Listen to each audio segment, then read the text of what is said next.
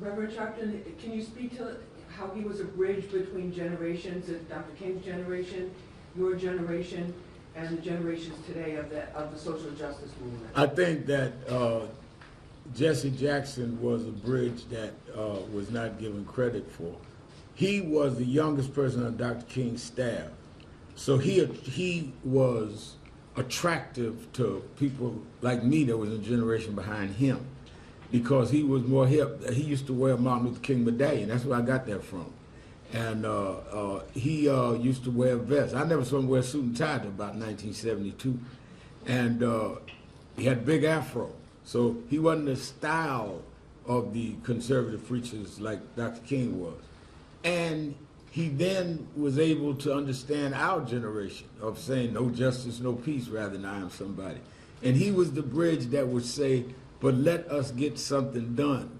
And he would be there. So whether it was in the 70s and 80s where we were fighting around the issues of Howard Beach and Yusef Hawkins, which he came in and visited the funeral home with me at Yusef Hawkins, or then later in the 21st century, it was Trayvon Martin, he came and stood with us. He would stand behind us as much as he would lead us, but he would stand behind us.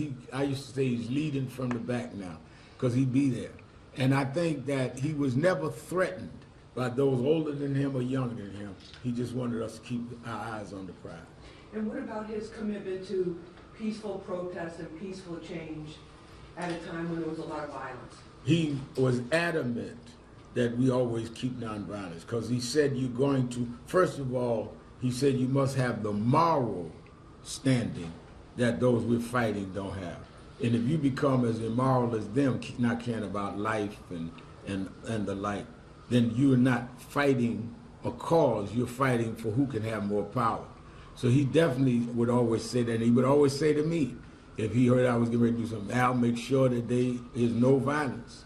Make sure that you don't step outside of Dr. King's principles.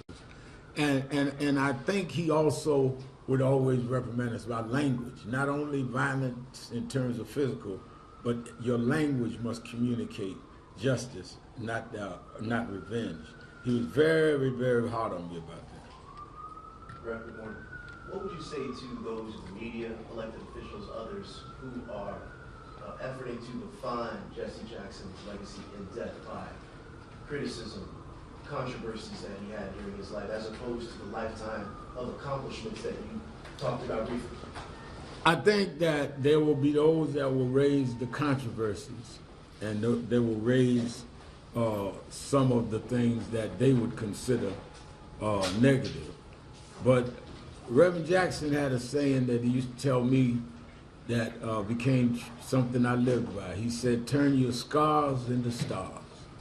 And they can raise the controversies, but the fact that they've got to raise them at all means that he made his point. He made a fact. Nobody thought a kid born out of wedlock on Haney Street in South Carolina would be where he was. So sometime when you're climbing up steep mountains, you might slip and skid your knee. But the story is he climbed that mountain.